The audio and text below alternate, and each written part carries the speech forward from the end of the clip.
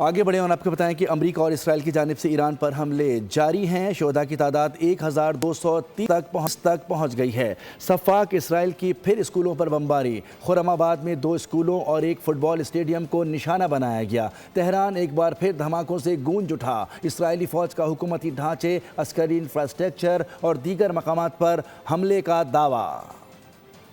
امریکہ اور اسرائیل کی جنونیت کم نہ ہوئی۔ ایران میں کشت و خون کا بازار گرم۔ شہداء کی مجموعی تعداد 1200 سے بھی تجاوز کر گئی۔ صفاق اسرائیل کی ایک بار پھر اسکولز پر یلغار۔ خرم آباد میں 2 اسکولز اور فٹ بال اسٹیڈیم کو نشانہ بنایا۔ الجزیرہ کے مطابق حملے میں 5 افراد شہید، 50 سے زائد زخمی ہوئے۔ زخمیوں میں خواتین اور بچوں کی بڑی تعداد شامل ہے۔ کرمانشاہ، تبریز اور یزد میں بھی رہائشی علاقوں پر بم برسا دیے۔ تہران پھر دھماکوں سے گونج اٹھا۔ اسرائیلی فورسز کا فوجی انفراسٹرکچر اور دیگر مقامات پر حملے کا دعویٰ۔ سیونی فوج کے مطابق سیکیورٹی کمانڈ مراکز کو بھی ہدف بنایا گیا۔ اصفہان میں طیاروں کو نشانہ بنانے والے مخصوص فضائی دفاعی نظام کو تباہ کر دیا۔ قم میں ایک بیلسٹک میزائل لانچر کو تباہ کیا گیا۔